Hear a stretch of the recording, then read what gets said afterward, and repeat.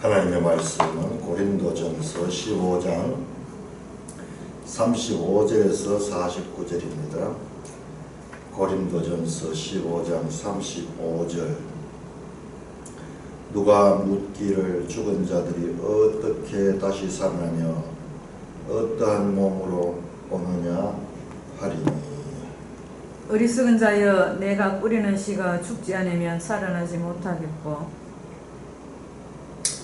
또 내가 뿌리는 것은 장래의 형체를 뿌리는 것이 아니요 다만 밀이나 다른 것의 알맹이 뿐이로되. 하나님이 그 뜻대로 그에게 형체를 주시되 각 종자에게 그 형체를 주시느니라. 육체는 다 같은 육체가 아니니 하나는 사람의 육체요 하나는 짐승의 육체요 하나는 새의 육체요 하나는 물고기의 육체라.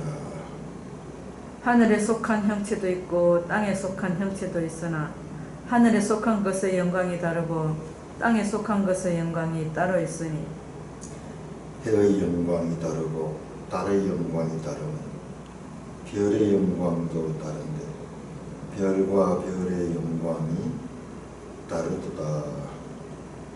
죽은 자의 부활도 그와 같으니 썩을 것으로 심고 썩지 아니할 것으로 다시 살아나며, 욕된 것으로 심고 영광스러운 것으로 다시 살아나며, 약한 것으로 심고 강한 것으로 다시 살아나며, 육의 몸으로 심고 신령한 몸으로 다시 살아나나니 육의 몸이 있은즉 또 영의 몸도 있느니라.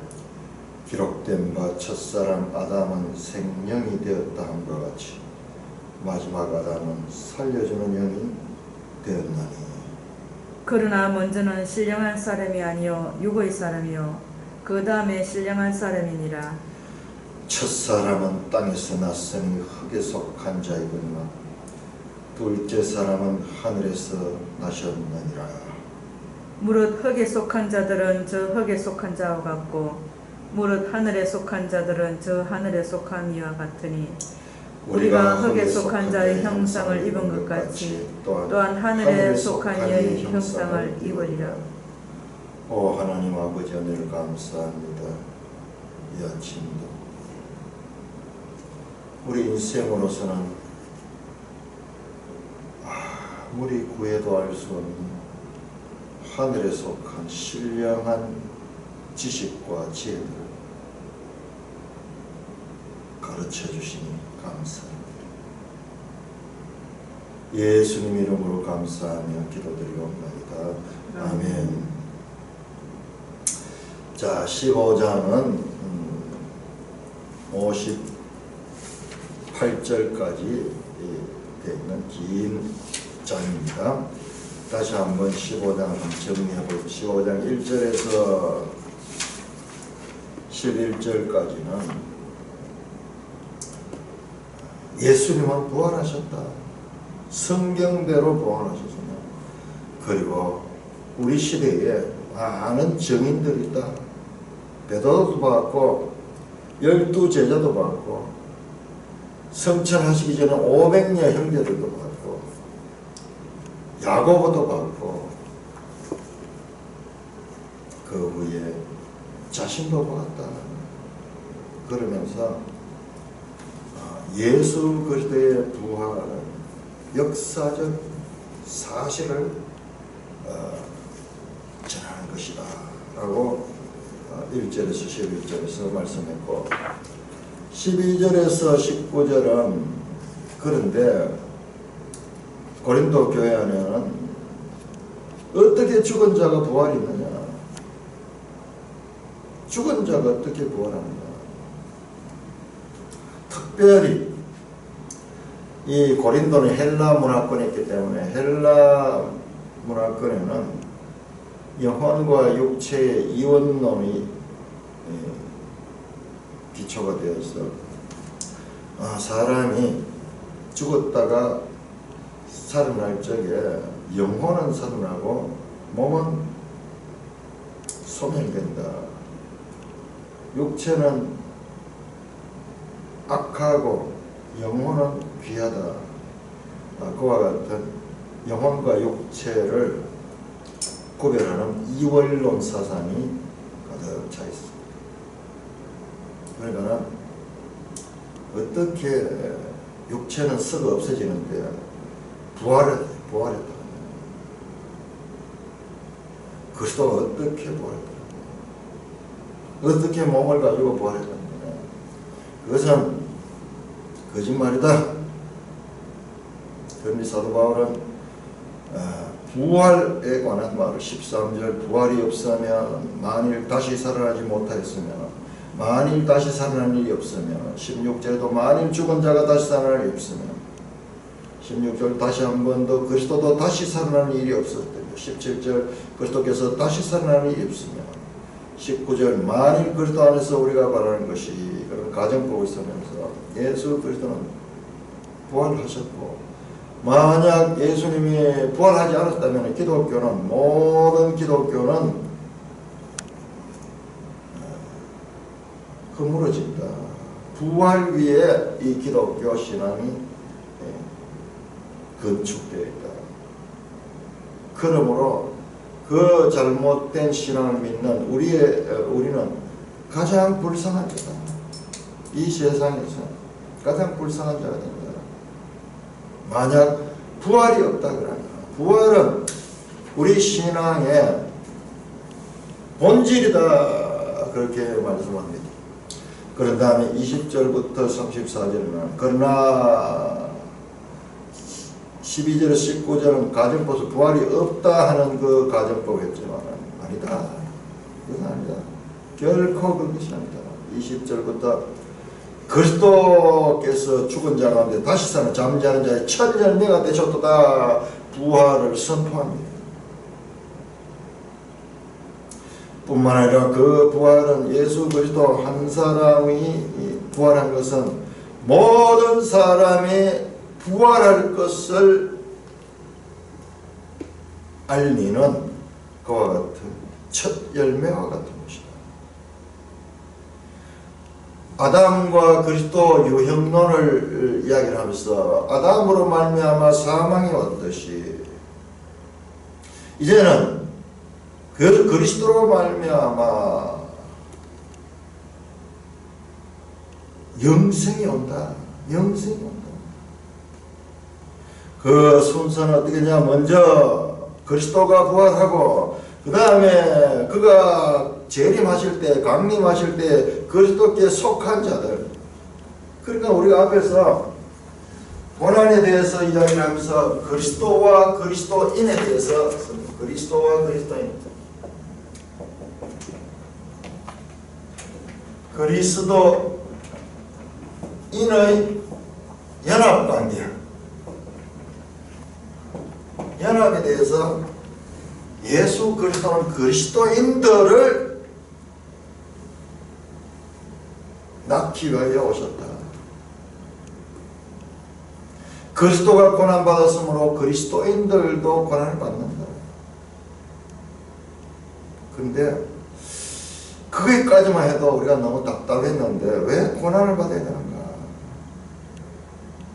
바로 이와 같은 부활의 영광, 그리스도가 부활했듯이 그리스도인들도 부활하는 영광에서도 연합이 되고 고난에서도 연합이 되지만 영광에서도 연합이 되기 때문에 그 영광의 연합을 이루기 위해서는 고난의 연합도 기꺼이 당할 수 있다. 왜? 고난의 시간은 잠깐이고 영광의 시간은 영원하기 때문에 비교 불가능한 그와 같은 영광과 고난의 질에 대해서 알기 때문에 우리는 저 고난의 이 연합도 기꺼이 받아낼 수 있다. 왜 그러냐? 바로 이와 같은 부활과 영광의 연합이 있기 때문입니다.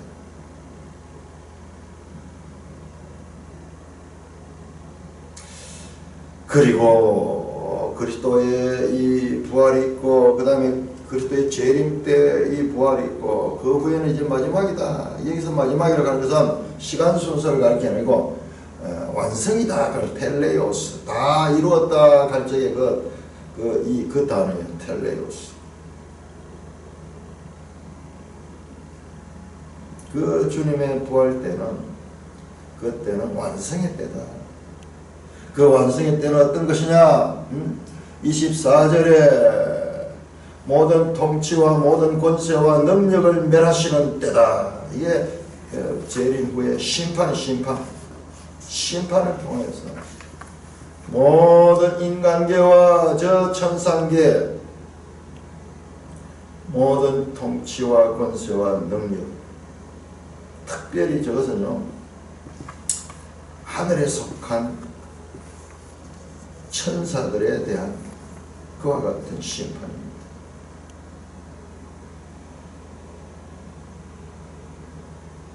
그리고 그때 비로소 나라를 아버지께 바친다. 온전히 나라를 아버지께 바친다. 바로 이 나라가 뭐냐? 때가 왔다. 하나님 나라가 가까웠으니 회개하고 복음을 믿으라 하시던 그 나라, 그 나라, 예수 그리스도 초림으로서 왔던 그 나라가 이제 완성이 되는, 완전히 하나님께 바쳐지는 그 나라, 그 나라. 계속 그 하나님 나라가 시작되어서 진행 과정이 있었습니다. 그러나 이제 그 나라가 완성이 되었어요. 그 나라를 온전히 아버지께 바치는 그때가 바로 완성의 때다. 마지막 때다. 그 마지막 때는, 그 완성의 때는 모든 통치와 모든 권세와 능력이 멸한데, 그 능력이 무엇이냐? 25절 모든 원수들 하나님을 대적하던 원수들, 그 발 아래 둘 때까지 반드시 왕노하시라. 발 아래 둔다는 것은 완전히 정복한다는 거죠. 그때까지 왕노하시고 있다.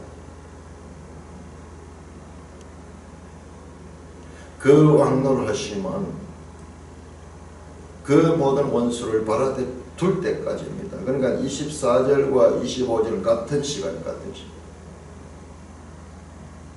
자, 그때 26절에 맨 나중에 멸망받을 원수는 사람, 모든 원수가 다 그 발 아래 굴복하게 되는데, 모든 원수가 다 결박됩니다. 자, 왜 여기서 죽음이라는 거, 모든 원수를 다 죽여버린다 하는 이야기가 나오지 않는다 하는 것을 우리가 주의 깊게 봐야 돼요. 왜 그러냐 그러면, 우리는 원수를 죽여버려야 끝이 나잖아요. 죽이지 않으면, 결박해 놓으면 그게 또 언제나 또 다시 시작할 수 있잖아요. 그런데 그 원수를 발 아래 둘 때까지 맨 나중에 멸망받을 원수는 사망이다. 사망이 멸망받는 거예요. 사망입니다. 이 사망과 셋대로 멸망받는 것이 마귀입니다. 마귀. 여기에서는 지금 사망의 결과가 멸망받는 것으로 나와 있고, 여기 나오죠. 원수라고 나오죠. 원수는 마귀를 갖는 마귀. 바로 창세기 3장 15절 여자의 후손과 뱀의 후손의 관계에서 그 대적적인 그 관계, 그 원수가 퍼뜨린 그 원수의 능력, 그것이 사망이다.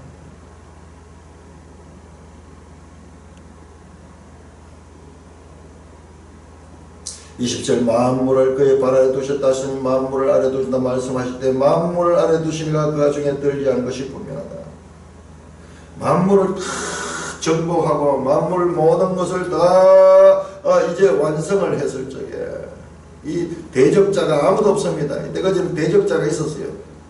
죄로 인한 대적자인데 그 대적자들이 다 복종시킬 때, 그때 그 만물 위에 그 만물을 복종하게 하신 이, 즉 예수 그리스도는 그 만물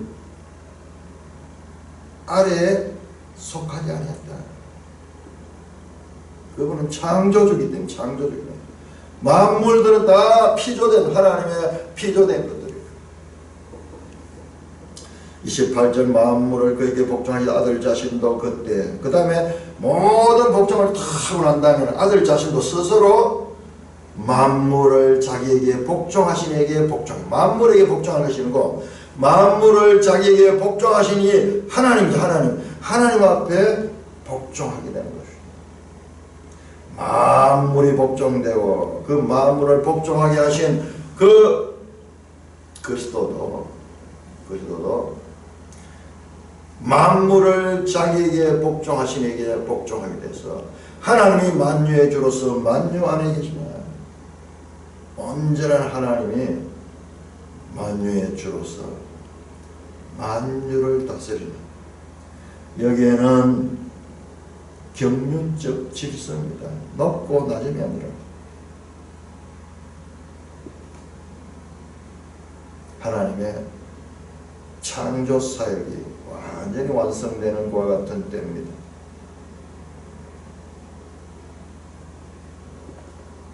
그러므로 29절에서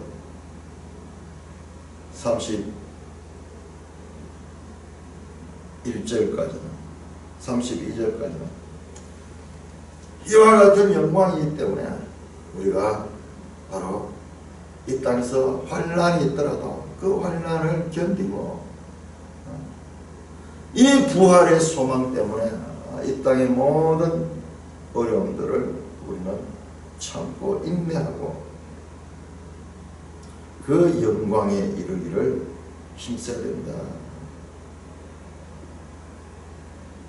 자, 그렇게 하면은 32절 후반절에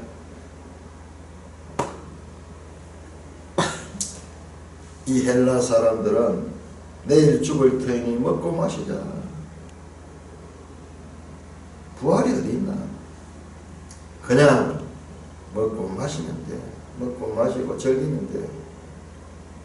그런 사상으로 부활이 없다 하는 자들은 가지고 있는데 33절 속지 말라. 그들은 악한 동무들은 선한 행실을 들으며 깨어 의를 행하고 죄를 짓지 마라. 하나님 알지 못하는 자가 있기로 내가 너희를 부끄럽게 하기 위해서 말한다. 그것은 거짓말이다. 속지 마라. 하나님을 알지 못하는 자가 그런 이야기입니다. 그러므로 이 부활에 대한 소망을 가져라. 자, 그래 하면서 이제 오늘 읽었던 35절 이하로 내려옵니다. 자, 그렇다면 아직까지 문제가 해결되지 않았는데 뭐냐 그러면은 아니 죽은 자들이 부활한다 그러면은 죽었다는 것은 이제 죽으면 몸이 다 썩어버리는데 영혼의 부활이 아니라 몸의 부활을 말하니까 그것이 어떻게 가능한가 궁금하게 됩니다. 거기에 대한 답변을 합니다.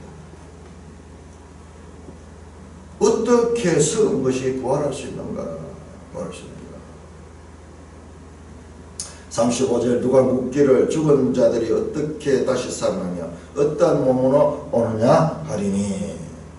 궁금하잖아요. 세상 사람들 다 그렇게 묻잖아요. 베드로후서 3장 4절도 보면은 그렇게 묻습니다. 그 당시에 한번 볼까요? 베드로후서 오늘날도 마찬가지죠.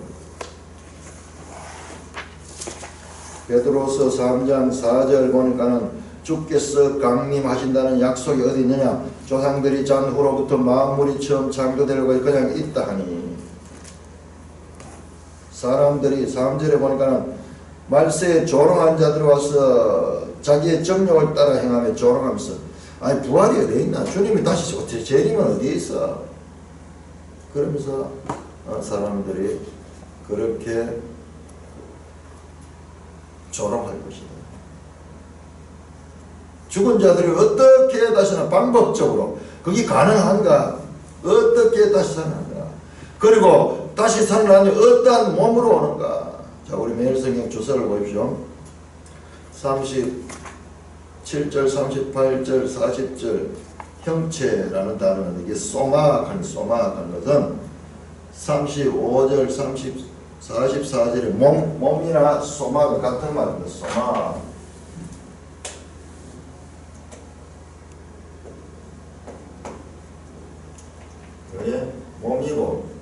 그게 뭐 형체를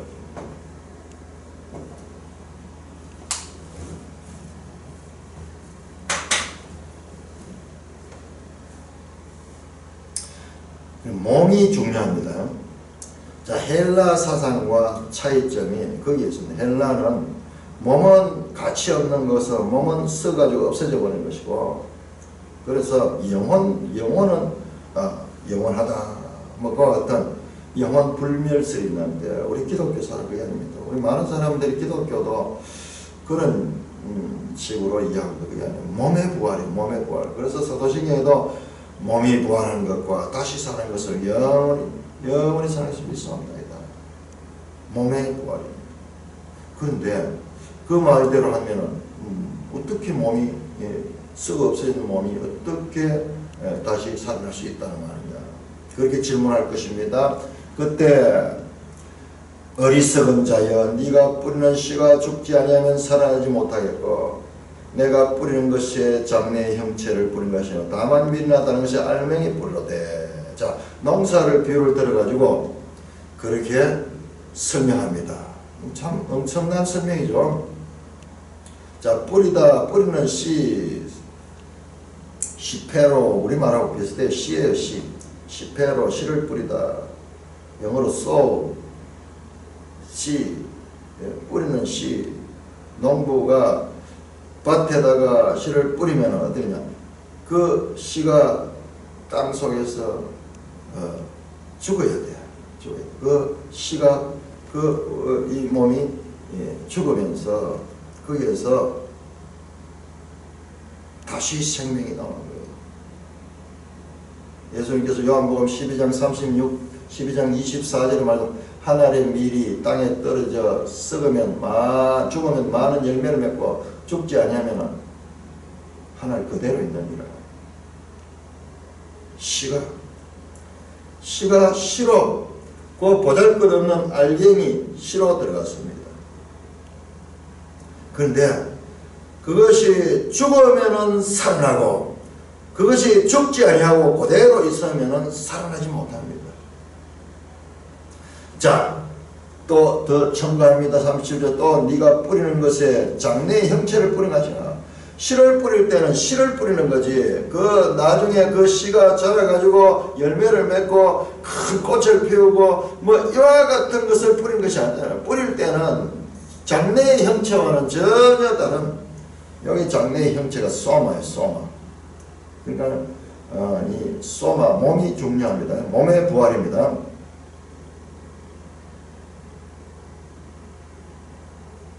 뿌릴 때는 다만 밀이나 다른 것이 알맹이 뿐이로되, 밀알, 하늘의 밀알 또는 알맹이, 씨앗입니다. 씨앗.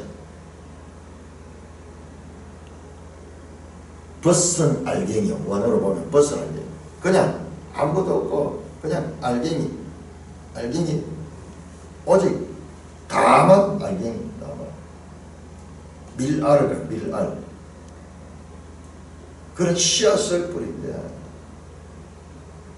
38절, 씨앗을 뿌리지만은 하나님이 그 뜻대로 그에게 형체를 주시되 각 종자에게 그 형체를 주시다.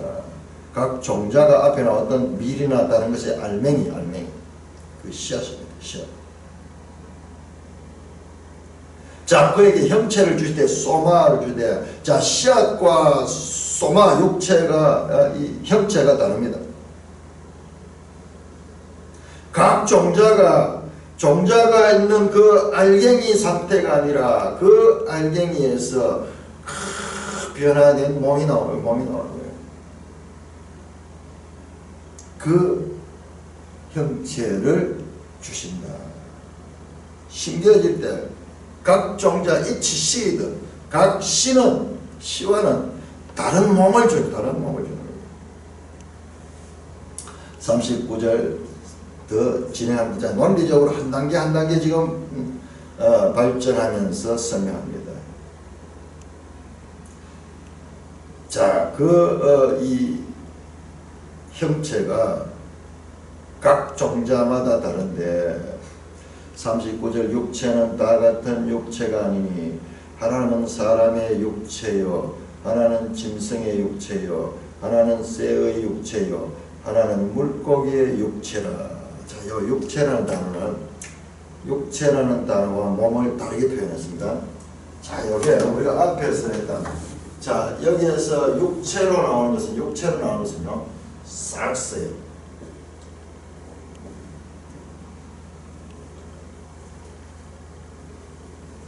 사르스.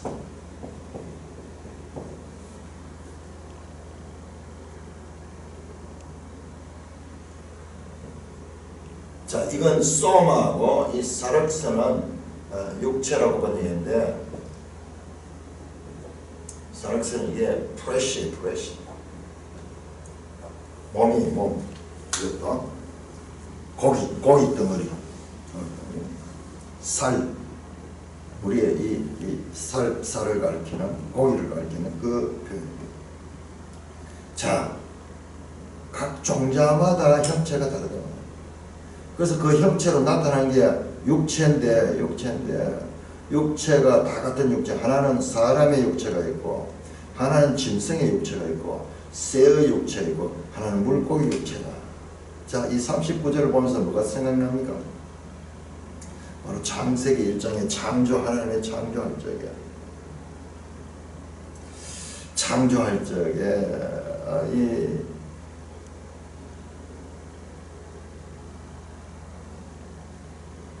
여기 짐승의 육체는 크테노스인데 가축의 육체. 짐승이라고도 할 수 있겠지만 짐승과 가축은 성경이 구별하고 있거든요. 그렇게 보면은 우리 창세기 1장은 가축을 따로 만들고 짐승을 따로 만들었거든요. 이 창세기의 그 기준을 따라서 보면은 이건 가축이에요, 가축. 그 다음에 새의 육체고, 물고기의 육체고, 때로는 짐승과 가축을 동일하게 취급하기도 합니다. 우리도 그렇게 하죠. 그런데 성경은 창조할 때는 가축과 짐승을 구별했습니다.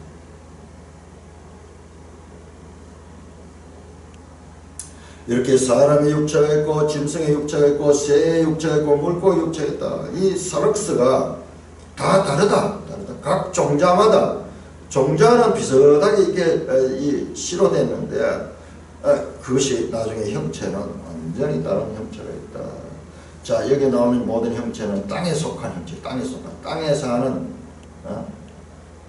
사람, 짐승, 새, 물고기. 사실 하늘에 속한 형체도 있고 땅에 속한 형체도 있습니다. 자, 여기 형체는 소마입니다. 소마. 하늘에 속한 것이 영광이 따로 있고 땅에 속한 것이 영광이 따로 있습니다.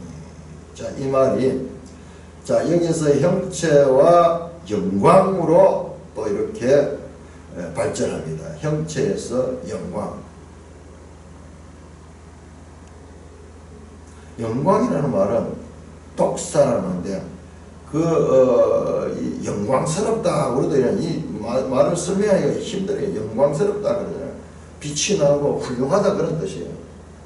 그러니까 이 소마, 몸이 있지만은 이 몸이 영광스럽게 된다.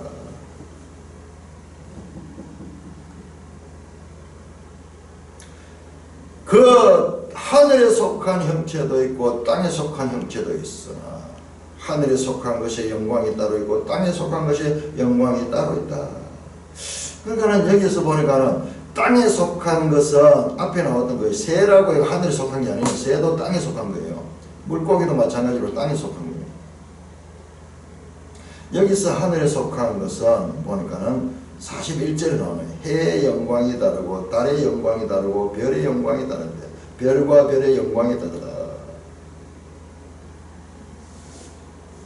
영광이라는 표현인데, 이 시가 나중에 완전히 다른 그런 이 육체를 가진 것으로 이렇게 변화되듯이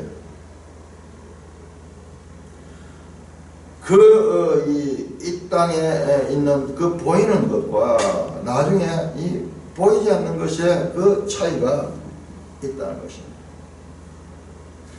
해의 영광이 다르고, 해는 해의 역할을 하죠. 달은 달의 역할을 하죠. 별이 또 별의 역할을 하죠. 그 다음에 별과 별들 간의 그 영광도 다르다. 이 천체들에 있어가지고도 그 영광이 다르다. 자, 앞에서 씨앗이라 씨를 뿌리면 씨는 보잘것없지만 그게 나중에 막 꽃도 피고 열매도 맺고 큰 나무도 되고, 도무지 그 씨로서는 상상할 수 없는 변화가, 이 발전적인 변화가 일어나듯이 이 땅에 속한 것들과 하늘에 속한 것들인데, 이것들이 영광이 다 다르다는 것입니다.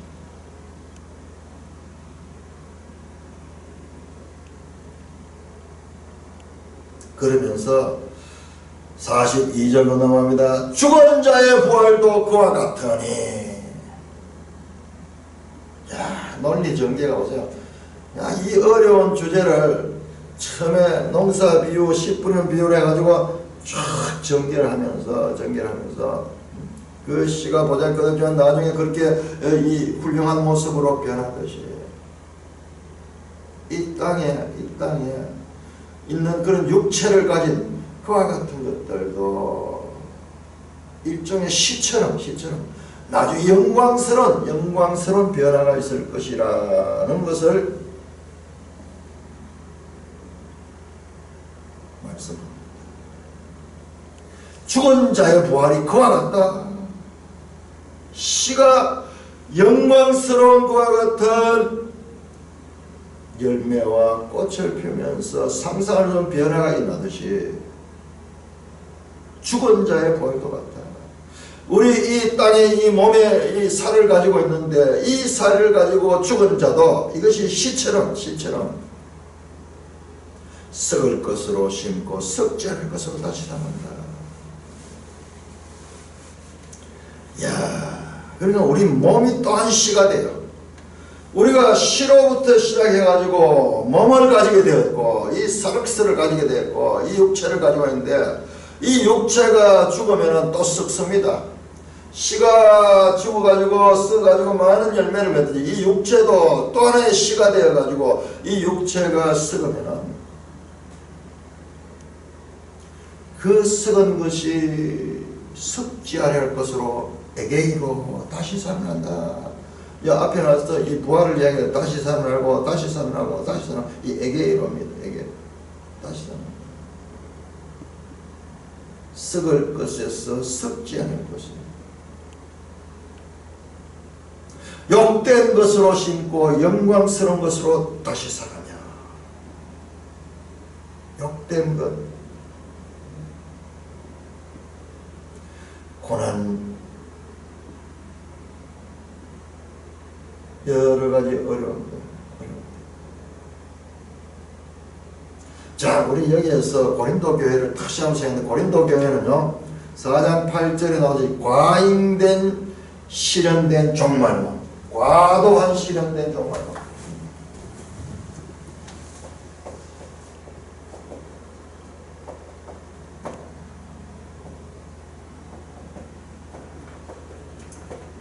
이미 이루었고 이미 배부르며 이미 이제 다 끝났다 하는데, 이게 이제 실현된 종말론 과잉하게 해서 이미 시작했고, 그러나 아직 완성하지 않은 이 부분 아직이 있는데, 이제 아직을 무시하고 임의로 다 끝났다고 이렇게 해석하니까는 여기에서 문제가 생겼잖아요. 자, 거기에 대한 답변을 줍니다. 자, 여기에서는 이미 시작되지만 아직까지 욕된 것이다, 썩을 것이다.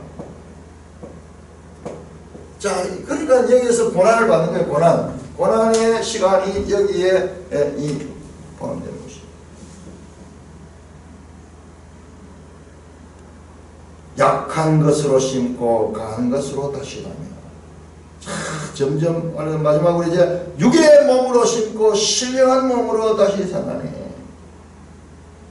논리 전개가 한 단계 올라갑니다.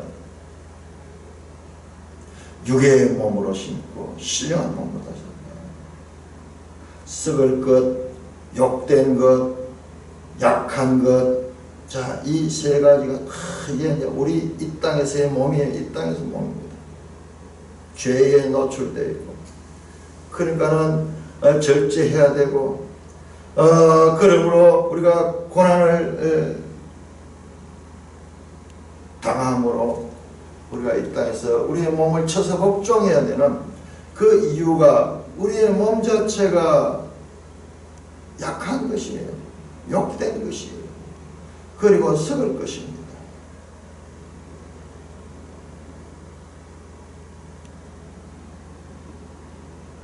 현재 우리의 사람의 몸과 그리고 부활의 몸, 썩지 아니하고 영광스럽고 강한 것으로 두나마이가 강한 것. 여기서 강하다는 단지 강한 것이 아니라 영원한 것이 영원한 것. 영광스럽고 썩지 아니하고 강한 것, 이 땅과 비교할 수 없는 그와 같은 변화로 다시 살아난다. 에게이로 한다. 자, 그것이 바로 뭐냐? 육의 몸으로 심고 신령한 몸으로 다시 산다. 자, 육의 몸 갈 적에 여기요. 몸은 나왔던 소마입니다. 계속 소마입니다. 그런데 육이 나오네. 육이 여기에서는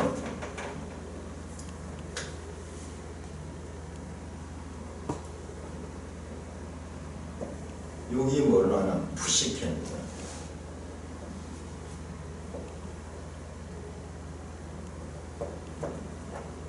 푸시케. 우리 2장 14절 나오죠. 2장 14절.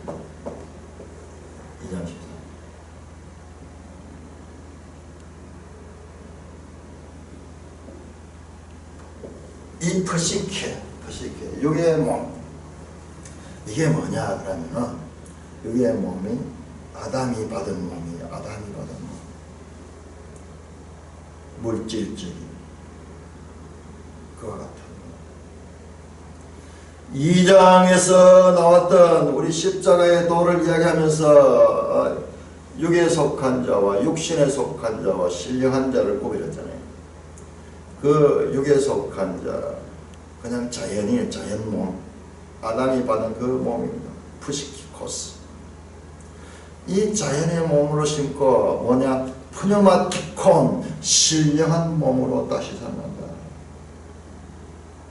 육의 몸이 있은 적 또한 영의 몸도 있느니라. 자, 여기에서 완전히 새로운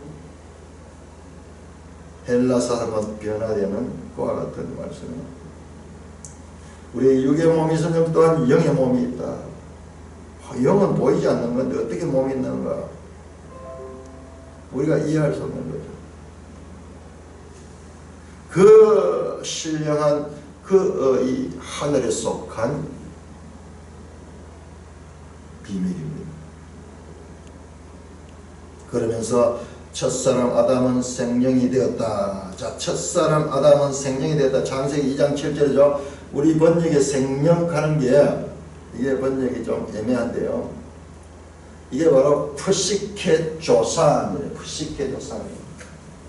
푸시케 생명. 자, 이 생명. 아담은 지금 푸시케 이 생명을 가지고 있어요. 푸시케.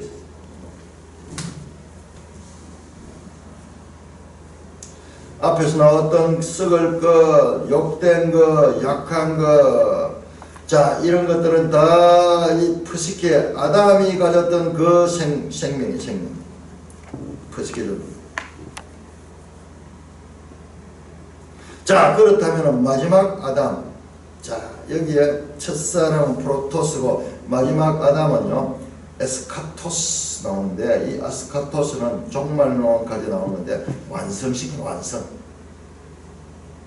마지막 아담, 완성시키는 아담은 누구냐? 첫사람 아담과 달리 마지막 아담은 살려주는 영이 됐다. 푸뉴마, 조이포 에이온, 조이포에온, 푸뉴마 조포에온,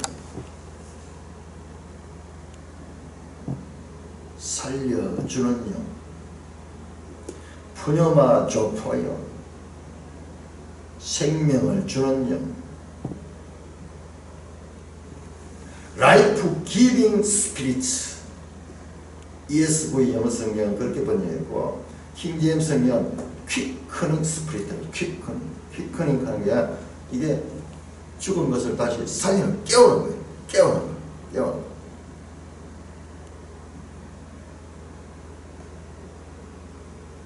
죽은 자를 살리는 것과 같은 생명, 살려주는 영이 된다.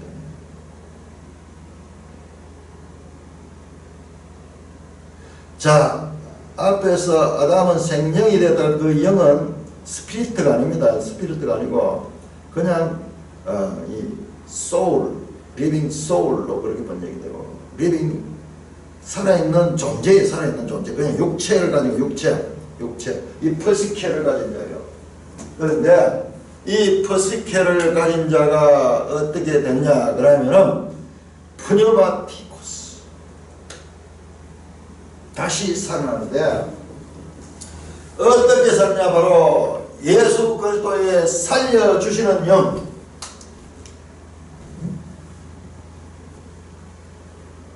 푸뉴마 조포이온, 살려주는 영이 되어서, 자, 그러나 먼저는 신령한 사람이 아니요 육의 사람이요 그 다음은 신령한 사람이요. 순서가 있는데 먼저는 육의 사람이 먼저입니다. 퍼시키가 먼저고 그 다음은 신령한 사람이다. 신령한 사람이다. 그 순서가 그렇게 돼요. 순서가 육이 먼저고 그 다음에 신령한 사람이 온다. 푸뉴마티콘.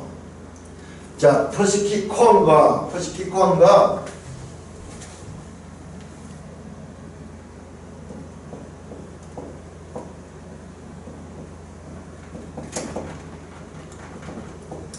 푸뉴마티콘,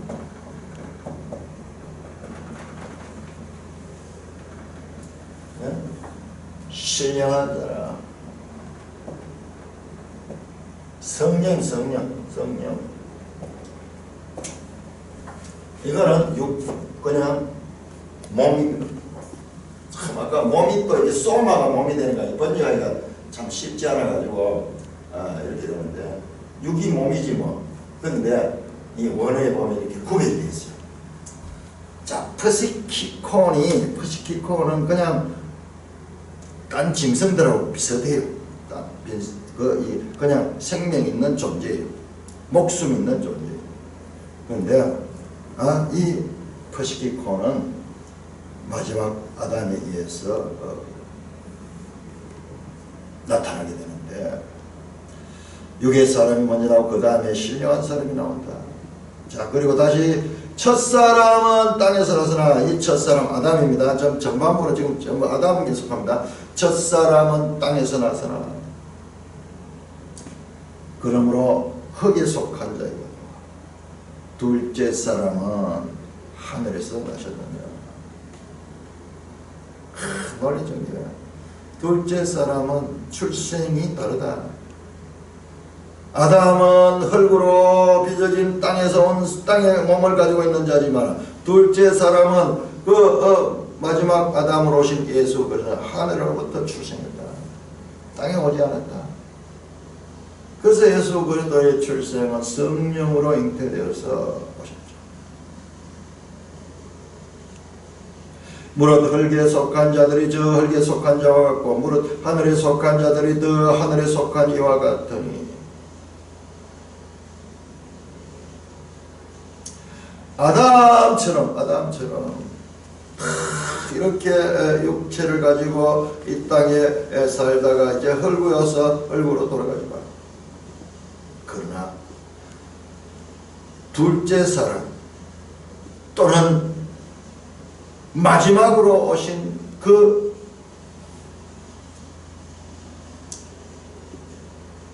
아담, 그 예수 그리스도는 그러므로 첫째 사람 아담을 통하여 모든 육체를 가진 우리가 이 땅에 왔듯이 이제 마지막 아담으로 살려주는 영으로 왔던 그분을 믿고 그분께 속하게 되면 우리가 하늘에 속한 이의 형상을 입게 될 것이다. 하늘에 속한 형상을 입게 될 것이다.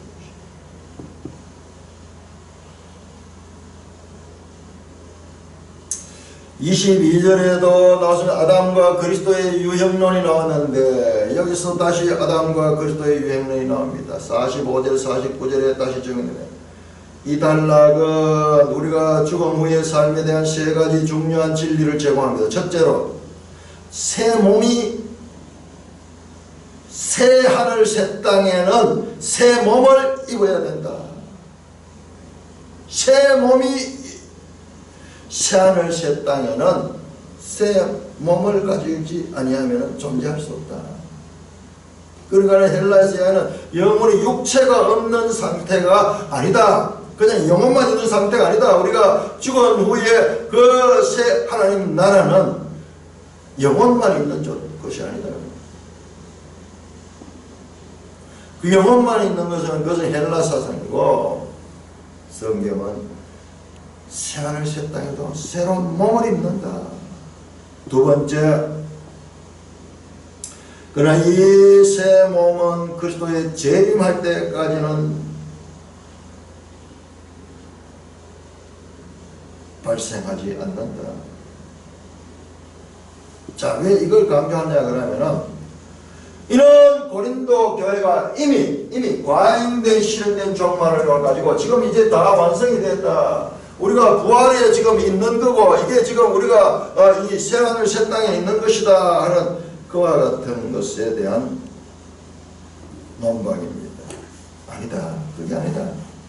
재림하실 때 재림하셔서 우리가 새로운 몸을 입게 되는 것이고 그 재림 이전에는 우리가 그와 같은 새 몸을 가질 수 없다. 재림하실 때까지 우리 욕되고 약하고 그리고 썩을 이 몸을 가지고 우리가 그럼에도 불구하고 이것을 죄에다 방임하지 아니하고 성령을 따라서 살려고 노력하는 이유가 바로 그와 같다. 다 이루었다. 이게 이제 마음대로 하면 된다. 그게 아니다. 아직 아니다. 세 번째로 하늘에 속한 몸은 현재 우리의 상태와는 비교할 수 없이 영광스러운 몸이다. 영광스러운 몸.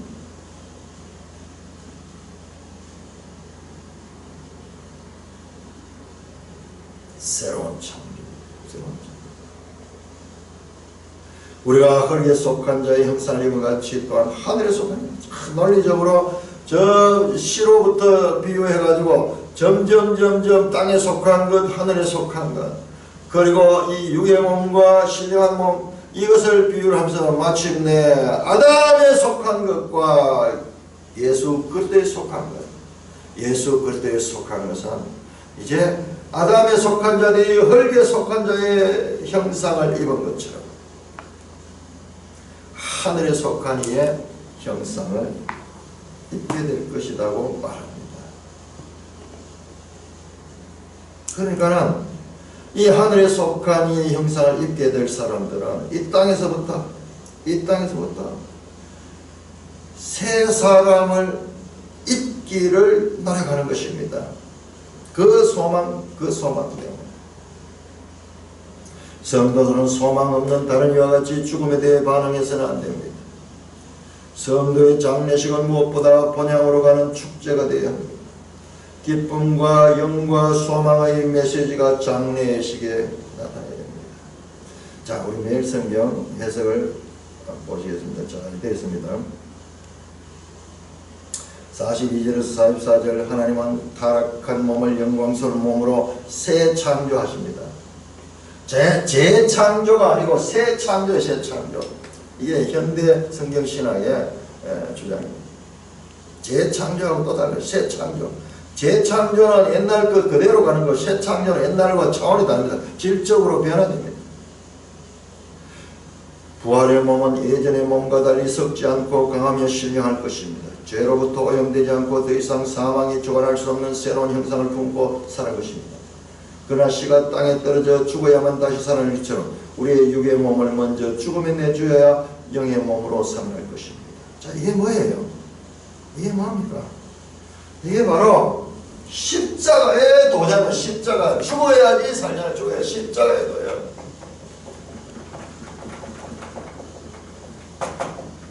자, 십자가의 도와 그리고 부활이 만납니다. 부활이 만납니다.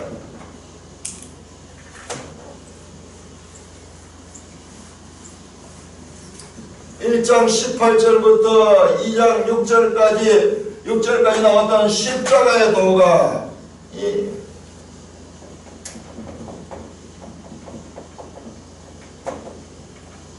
이제 부활의 영광으로 만납니다. 십자가의 도는 고난이었죠. 고난이었죠. 여기에는 영광. 그러나 죽음 없는 십자가의 도는 죽음입니다. 죽음 없는 부활은 없습니다. 죽음을 거쳐서 부활합니다. 그래서 전반부에 나왔던 이 사도 바울이 가장 중요했던 이 십자가의 도는 부활의 영광과 인크루저를 입힙니다.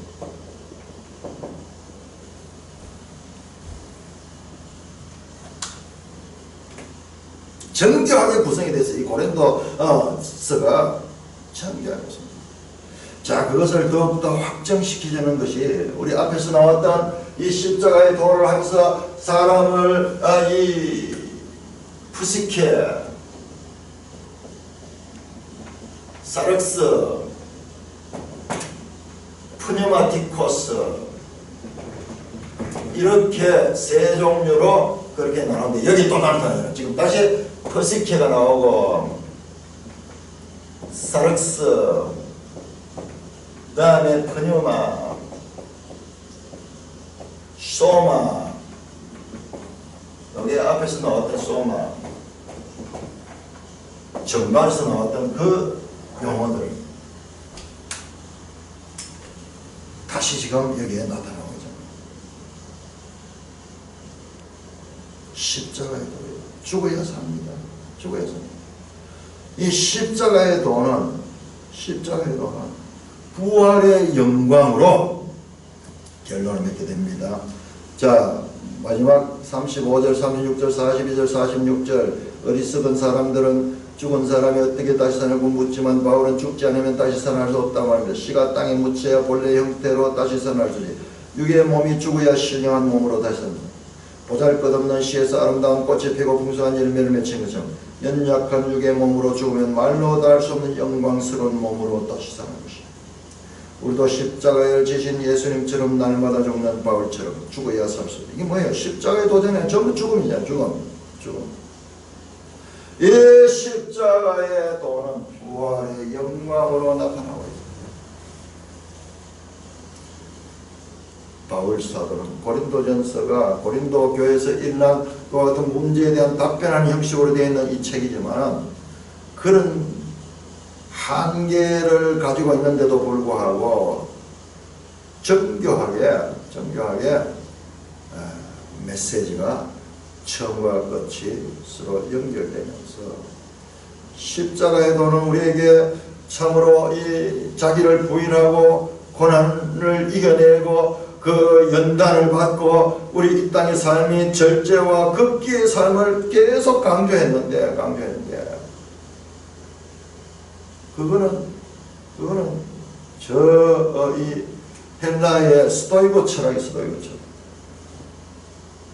또는 자기를 괴롭히고 자기를 이 고행시키는 그 고행의 종교 같아요. 아니 십자가의 도만 있으면 이 고행의 종교 아니에요. 이와 이 고행들은 이 부활의 영광으로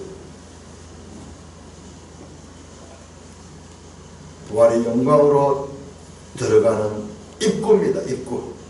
그러므로 이 부활의 영광 때문에 우리가 십자가의 도의 삶을 자원해서 넉넉히 살아낼 수도 있는 것입니다. 이 부활의 영광에 대한 소망이 없으면 이 십자가의 도를 살아낼 수 없어요.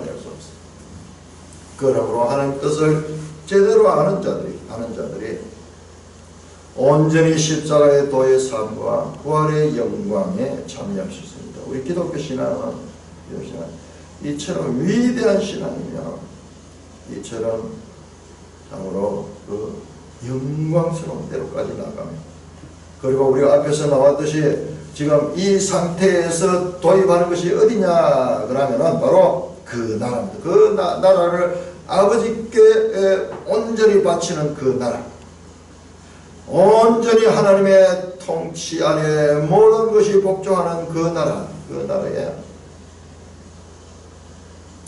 부활의 영광으로 우리가 참여하면서 그 나라에서도 왕적 통치권자로서의 역할이 기다리고 있다는 것을 우리가 분명히 알아야지 이 땅에서부터도 성도다운 삶을 살 수 있습니다. 고린도 교회가 왜 문제가 있느냐? 이와 같은 신앙에 대한 바른 이해가 없으니까는 이미 모든 것을 다 이뤘다는 그와 같은 잘못된 신학적인 이해는 잘못된 삶을 나타내게 했습니다. 바른 신학적인 이해는 바른 삶을 나타낼 수 있기 때문에 사도 바울은 이렇게 구체적이고 논리적이고 단계적으로 가르쳐주면서 고린도 교회에만 가르치는 것이 아니라 오늘 우리에게도 동시에 가르치는 그와 같은, 그리고 고린도 전서는 1세기의 특별한 그 교회의 문제 때문에 보내주는 편지인 것 같지만 그 속에 그 문제뿐만 아니라 오늘 우리에게도 똑같이 중요한 말씀을 동시에 전해주는 그와 같은 내용인 것을 확인할 수가 있습니다. 찬송가 165절